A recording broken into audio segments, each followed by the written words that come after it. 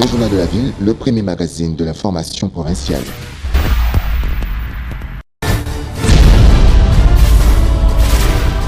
Tout de suite, le journal.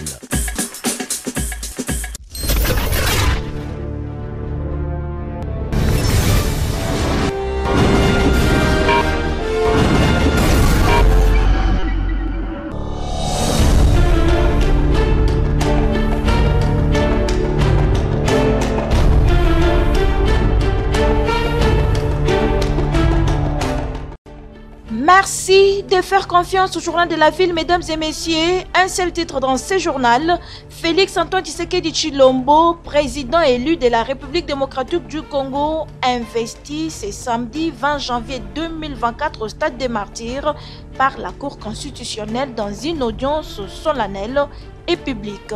C'est tout pour les titres. Mesdames et messieurs, encore une fois, bienvenue dans ce journal.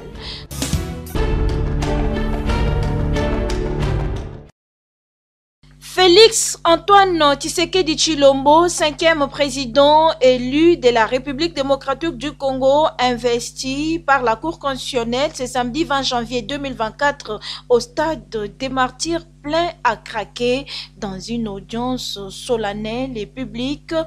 Le chef de l'État, président de la République élu, Félix-Antoine Tshisekedi Tshilombo, a prêté serment devant Dieu et devant la nation. Moi,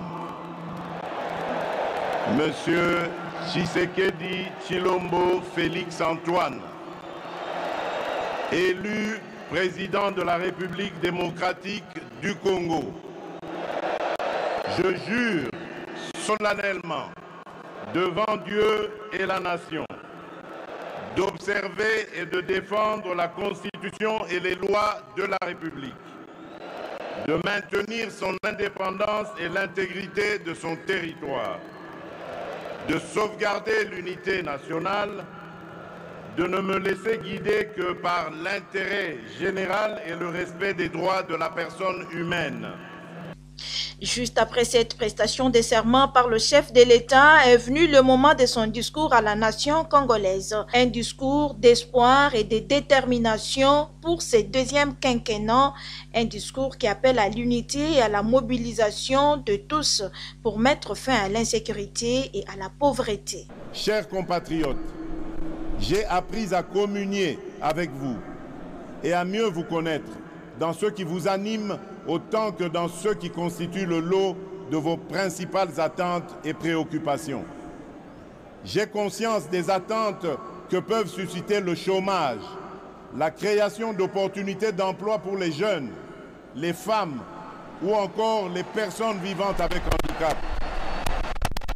L'autonomisation et la promotion des femmes dans notre société, de même que l'inclusion et la protection des personnes les plus vulnérables. Tout comme j'ai conscience de vos attentes relatives à l'augmentation du pouvoir d'achat, à la stabilité du franc congolais, à la création d'une véritable industrie qui pourra concourir à la réduction de la dépendance de notre économie aux importations, notamment celle des biens et des produits de première nécessité. Cette cérémonie d'investiture a connu la présence de plusieurs chefs d'État africains, une forte délégation des Nations Unies, plusieurs délégations venues pour honorer cette investiture.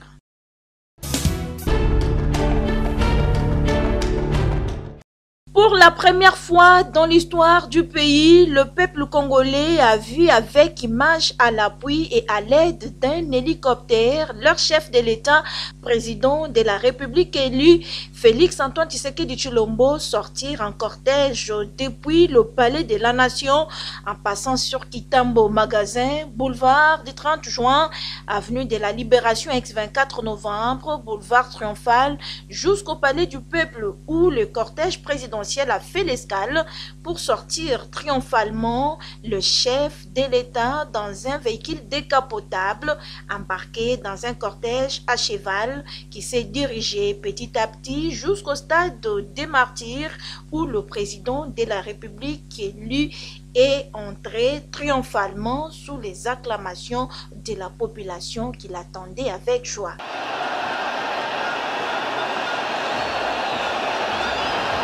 Nous accueillons celui qui, dans quelques minutes, va prêter serment à l'occasion de l'investiture à la magistrature suprême afin de présider aux destinées de la République démocratique du Congo pour les 5 prochaines années. Nous accueillons le président de la République réélu du Congo, son Excellence Félix Antoine Tshisekedi Tshilombo.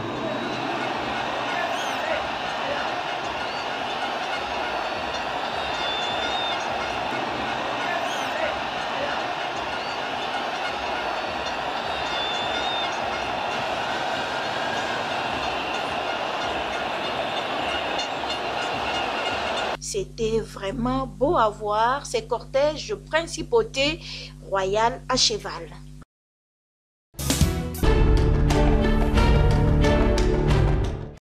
Il était présent à la cérémonie d'investiture du président de la République élu, chef de l'État, Félix Antoine Tshisekedi Tshilombo, c'est samedi 20 janvier 2024 au stade des Martyrs. Maître Kananga Kalala, président de la plateforme chrétienne Sentinelle du Roi, CSR. C'est pour la première fois dans l'histoire de la République démocratique du Congo que nous avons vécu un événement de taille. Je dis bien un événement de taille. Comme je l'avais souligné dans mon intervention la fois passée ici chez vous, que les Congolais devraient se mobiliser comme un seul homme pour venir et participer dans l'investiture du chef de l'État qui devrait avoir lieu aujourd'hui même, que nous venons de participer, que nous venons de voir en live, madame. Alors je vous dis que ça n'a jamais existé ici au Congo. Maître Kananga Kalala salue les discours du chef de l'État à la nation. Le chef de l'État a parlé, a tenu son discours où il a dit qu'il connaît les attentes du peuple congolais. Le peuple congolais attend de lui la sécurité, que la guerre qu'on nous a imposée par les M23, cette guerre-là doit prendre fin. Et le chef de l'État a martelé, surtout sur l'inflation monétaire qui secoue notre pays du jour au jour. Et il a dit qu'il va s'atteler. Ce mandat, nous attendons du chef de l'État les social du peuple congolais.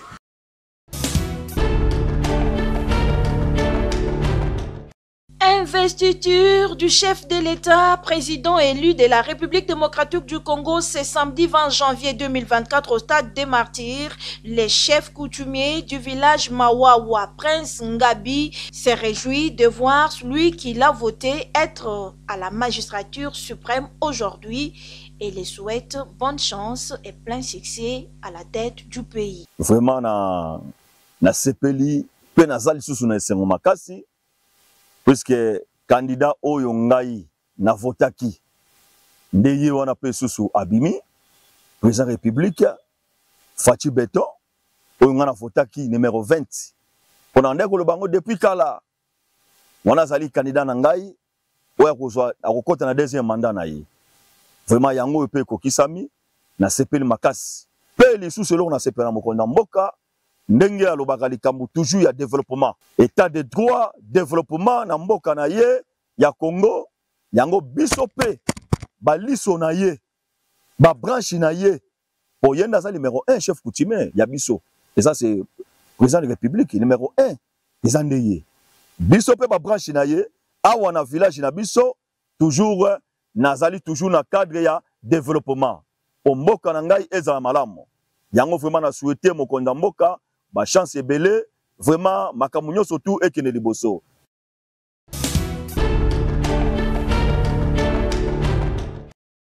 « 23 ans après l'assassinat du troisième président de la République démocratique du Congo, Mouzé Laurent Désiré Kabila, son esprit et son appel n'est jamais trahir le Congo, demeure encore vivant. Son dernier ministre nommé à l'époque, Jean-Marie Tantoumé, lui rend un vibrant hommage.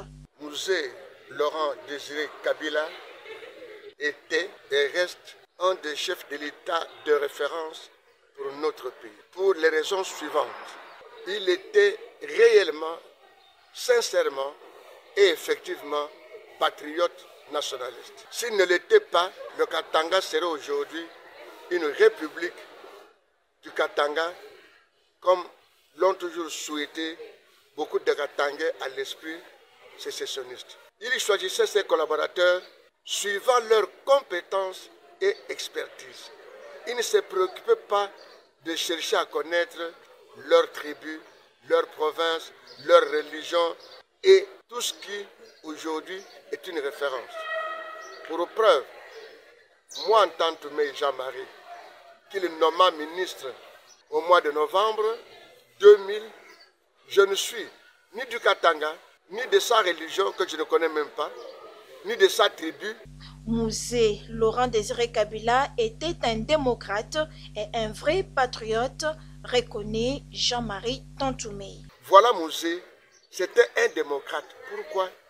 Il organisait des débats avec les opposants farouches et les leaders de la société civile. C'est le 3 janvier que moi je l'ai rencontré pour la première fois. Et quand je lui ai dit, Mouzé, la guerre qui est là, pour que vous puissiez la vaincre, voulez-vous réunir tous les opposants et leaders de la société civile des différentes tribus et provinces? Parce que la guerre est contre le pays, non pas contre toi. Ces gens-là cherchent à conquérir la capitale. Et Mouzé m'a écouté. Et je lui ai dit, pour organiser les élections, donnez d'abord du travail aux opposants. Comment voulez-vous les amener aux élections sans qu'ils aient les moyens de se préparer? Mouzé m'a écouté.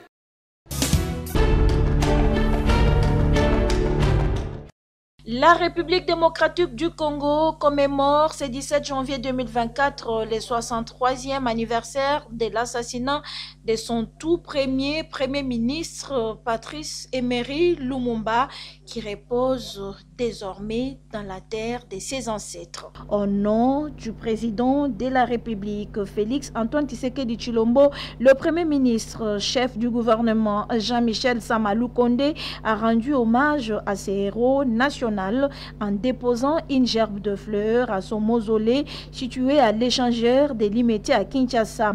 C'était en présence de quelques membres du gouvernement, des membres de la famille Lumumba et de plusieurs autres personnalités du monde politique et social. Pour le Premier ministre Sama Lukonde, les nations du monde doivent se souvenir de grands hommes qui ont marqué leur histoire par leur lutte. Je le disais déjà hier, les nations doivent se souvenir des grands hommes qui ont marqué leur histoire. Ici, c'est une occasion de venir pour Patrice Emery Lumumba, premier ministre de la République démocratique du Congo. Nous avions été ici au mois de juin de l'année passée pour justement consacrer ce nouveau mausolée où désormais il repose à jamais. Et aujourd'hui, nous voulions l'honorer. Maintenant qu'il est chez lui à la maison, ici en République démocratique du Congo. C'était une occasion pour nous non seulement de commémorer ce moment une fois de plus avec la famille, mais avec toute la population congolaise, et on devait l'honorer comme tel. De lui, je vais simplement rappeler une phrase, ce qui disait que l'histoire de l'Afrique ne serait réellement bien dite que lorsqu'elle serait écrite par ses propres enfants, et que ce serait une histoire de gloire. Rappelons que Patrice Emery Lumumba, premier ministre de la RDC, a été assassiné le 17 janvier 1961 avec ses deux compagnons Mpolo et Okito. Depuis lors, les autorités du pays et l'ensemble de la population congolaise se souviennent de cette illustre personnalité de l'histoire politique qui, dès son vivant, n'a ménagé aucun effort pour sortir la République démocratique du Congo du joug colonial.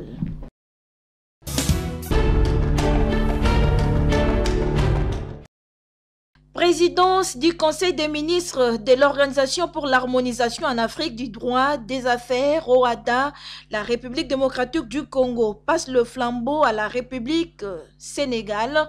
La cérémonie de passation des charges a eu lieu ce mardi 16 janvier 2024 à Dakar, capitale du Sénégal, entre la République démocratique du Congo, représentée par Mutombo Kiese-Rose, ministre d'État, ministre de la Justice et garde de Sceaux, présidente sortante du Conseil des ministres, et la République du Sénégal, représentée par Aïssata Tall Sall, garde de Sceaux, ministre de la Justice, présidente entrante du Conseil des ministres. Après une année de mandat, la République démocratique du Congo, mon pays, s'apprête aujourd'hui à passer le flambeau à la République sœur du Sénégal. Laissez-moi vous dire que ce mandat a été confronté dès le départ à un énorme défi. En effet, la République démocratique du Congo a hérité de la présidence d'une organisation en pleine crise de gouvernance imputable essentiellement à une gestion controversée des ressources humaines et financières. Le climat social délétère et la méfiance des bailleurs de fonds qui en ont résulté compromettaient gravement le fonctionnement normal de notre organisation. Dans ce contexte, la République démocratique du Congo s'est attelée avant tout à régler les questions de gouvernance. À la tête de la présidence du Conseil des ministres de l'OHADA, la République démocratique du Congo a eu à réaliser plusieurs actions. Il me paraît tout de même important d'indiquer que dès l'entame de la mandature de mon pays, le président de la République, chef de l'État, a saisi ses homologues afin de les sensibiliser autour des grands enjeux et donc de les remobiliser pour la cause de notre commune organisation. Pour ma part, mandaté par le Conseil des ministres, j'ai sélectionné un cabinet international chargé d'appuyer l'évaluation du personnel exécutif afin de recruter pour postes internationaux ouverts. Ce processus a permis de nommer un nouveau secrétaire permanent. Tout est bien qui finit bien. La République démocratique du Congo a accompli son devoir et souhaite que ce nouvel élan amorcé mérite d'être consolidé dans une logique de continuation par d'autres actions importantes. Et elle reste disposée pour des échanges sur la bonne marche de l'OHADA.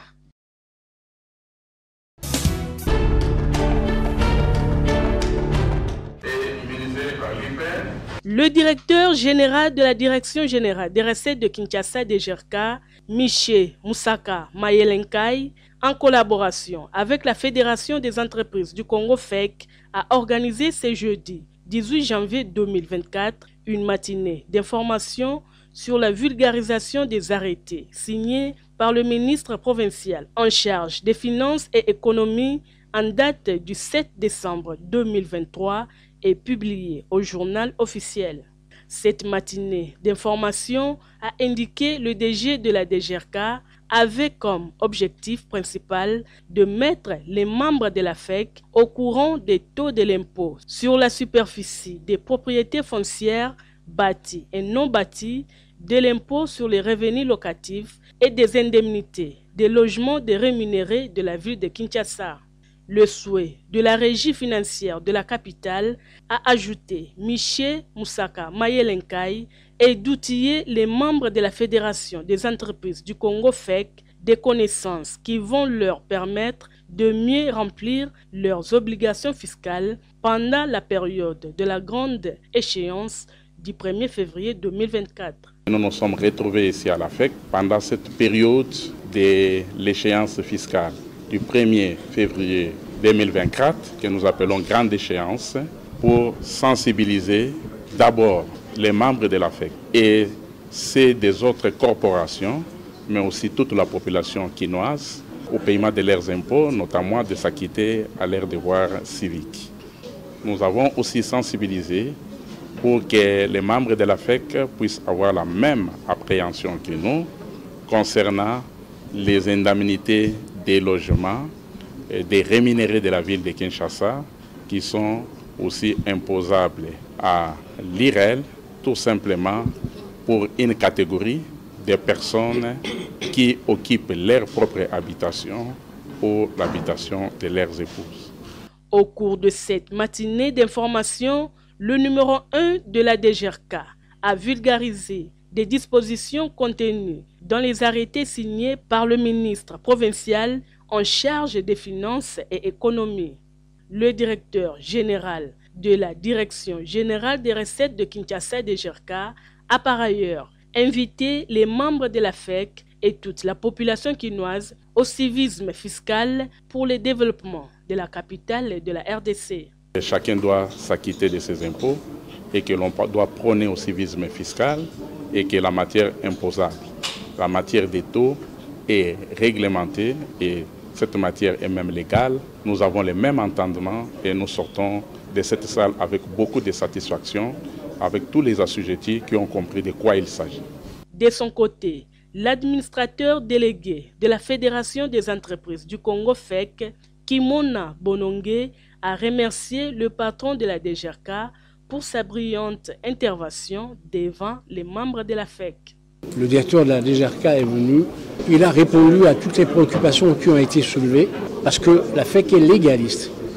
Il a répondu brillamment aux préoccupations des membres et moi je suis heureux parce que c'est une matinée qui valait la peine d'être vécue.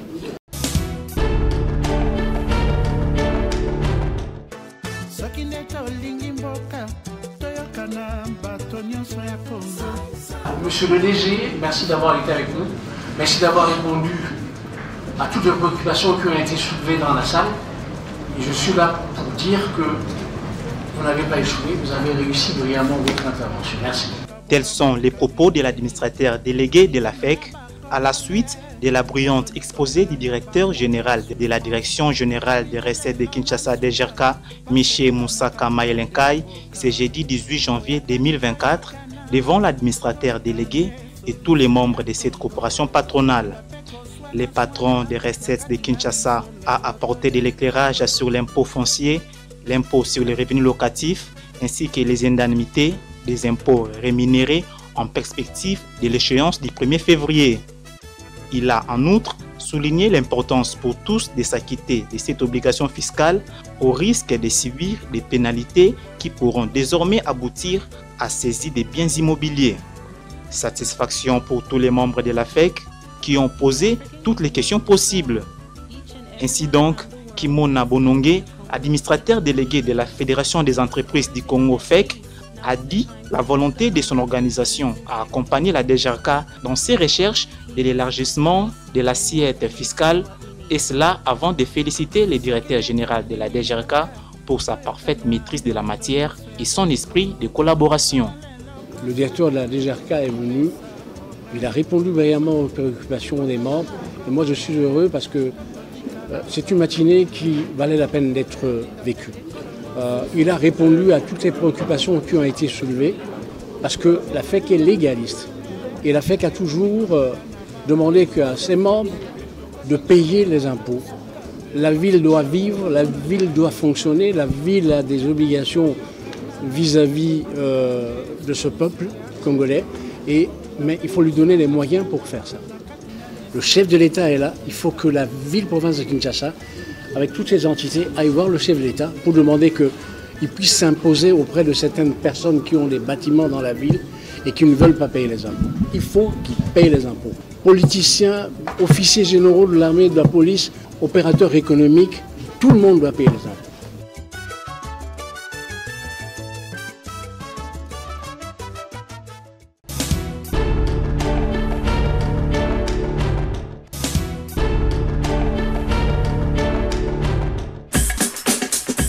sommes arrivés à la fin de ce journal de la ville, mesdames et messieurs.